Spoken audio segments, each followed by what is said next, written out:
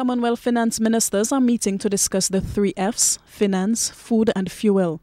Already, Prime Minister Stephen King has determined that government cannot continue subsidizing 2 of the 3. The Prime Minister says government continues to spend millions subsidizing fuel and commodities like sugar, flour and rice.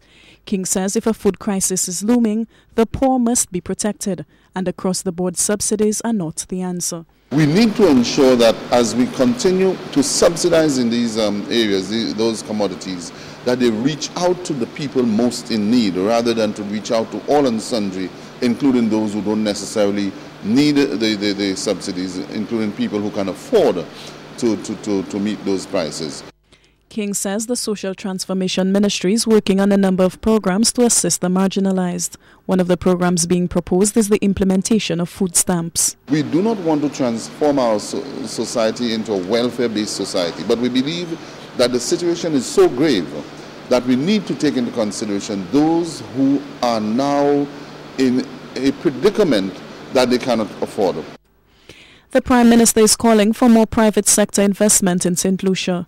This, he says, coupled with the prudent use of grant funding, can help improve the country's financial status. King says these proposals are part of a wider goal of poverty alleviation.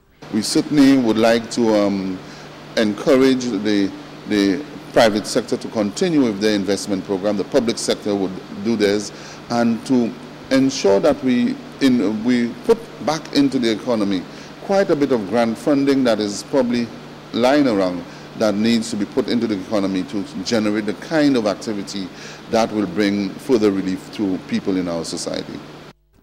Cabinet Subcommittee on the Economy will meet this week to discuss the country's financial situation and chart the way forward for dealing with the impacts of a global financial crisis. A communique on the Commonwealth's plan to tackle the food, fuel and financial crises will be issued following the meeting, but the Prime Minister says programs must be put in place to deal with the issues locally. Alison Kentish, HTS News, Channel 4.